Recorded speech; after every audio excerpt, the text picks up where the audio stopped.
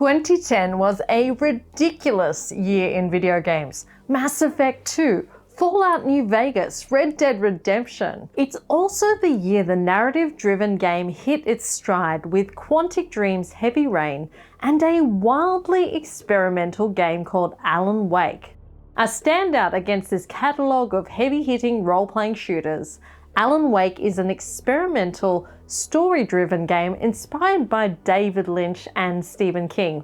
More than a decade later, the game has been remastered into 4K for new audiences and nostalgic fans. But it's important to put Alan Wake Remastered in its proper context because it is a product of its time. For modern players, Alan Wake treads an uneasy line between experimentation and gameplay, one that isn't always successful in a contemporary context. But for 2010, it must have been remarkable. I didn't play Alan Wake when it came out, so I was completely new to the story and the world when approaching the remastered game. Perhaps some of the game has been lost on me without the nostalgia for the original. At the same time, I can look at the story with an unclouded eye. So what's Alan Wake about? Buckle up, kids, it's a wild ride. Strange things are happening at Bright Falls, much like its sister city of Twin Peaks. Darkness has overtaken the town and sinister spirits called Taken attack Alan from the darkness. His wife Alice disappears and much of the narrative involves tracking her down while his own mind spirals into madness. The story is told in a non-linear fashion across 6 episodes with flashbacks to past events at Bright Falls and hard jumps between scenes and locations. I appreciated that Alan Wake Remastered is not a long game. Each episode took around 1.5 hours to complete, except for episode 3 where I kept getting potatoed by a bulldozer. The metaphorical fight against the darkness is built into the combat system here. Alan's a writer, not a fighter, although it's beyond me where he got so good with a gun. Clearly, America. Most combat encounters involve reducing an enemy's invulnerability with a light source, then shooting them into oblivion. In the years since its release, this combat system of fighting the spirits of darkness with light has spawned several imitators, but none so memorable as the image of Alan Wake holding a flare up against the dark. There's a delicate balance of limitations here, making combat more challenging than expected. Alan clearly needs to do some more cardio though, because he can't run for long without heaving for breath. Because of his lapsed gym membership, running away from enemies can only happen in short bursts. You can't just sprint through the game. A well-timed dodge is vital. There's also the limitation of resources management. Mismanage your lights and ammo and you'll be up for some very challenging combat encounters. The environment can be used as a weapon with gas canisters, bear traps, and electrical wires lurking around Bright Falls. Clearly, there are not enough OH&S reps in this town. I would have liked to see more flexibility with these objects, such as the ability to move gas canisters and traps.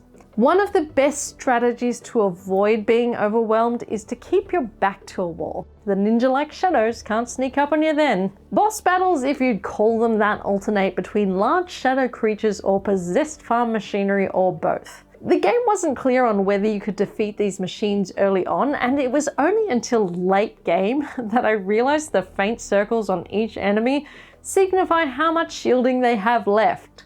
Keep hitting them with lights until this disappears and you can finally take them down. And it's not a real thriller without a chase scene. Alan Wake gets all Dukes of Hazzard, hooning through the fields in various cars left around Bright Falls and Cauldron Lake. It's a fairly simple driving sim, but boy, it's fun doing donuts while fighting the darkness. Even though the game has been remastered, there's still some jankiness to the controls. Alan's responsiveness can frustrate players at the important moments. Combat has come a long way since 2010, and it's slower, less dynamic than what you'd expect from a modern game. Despite this, there are several memorable battles in Alan Wake, like fighting off the hordes of darkness from a rock stage while your literary agent sets off fireworks. That's exactly what my writing life looks like. Or shotgunning your way through Bright Falls decorated for the upcoming Deerfest celebrations. It's these kinds of iconic scenes that set Alan Wake apart from more generic horror games. Outside of combat, Alan traverses the town and its surrounds by completing some fairly simple puzzles, mostly finding generators to turn the power on and open doors or using levers to raise platforms. None of these were challenging, although a little frustrating while being attacked by shadows.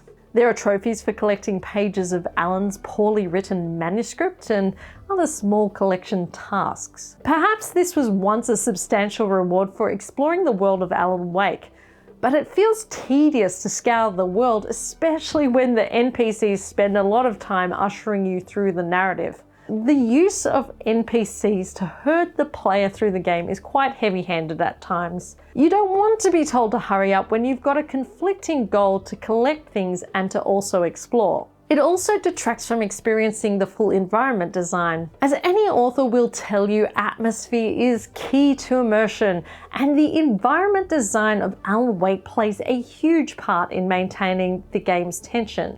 The woods don't feel like a generic cutout of replicated trees. It's easy to get lost wandering in circles, much like the panicked author. It's also one of the early examples of light being used as a directional tool in games. Get lost in Alan Wake? Head towards the light. This kind of environment design is more common now, but it is a beautifully clear compass for the player, drawing the eye to the intended destination with white lights and neon signs.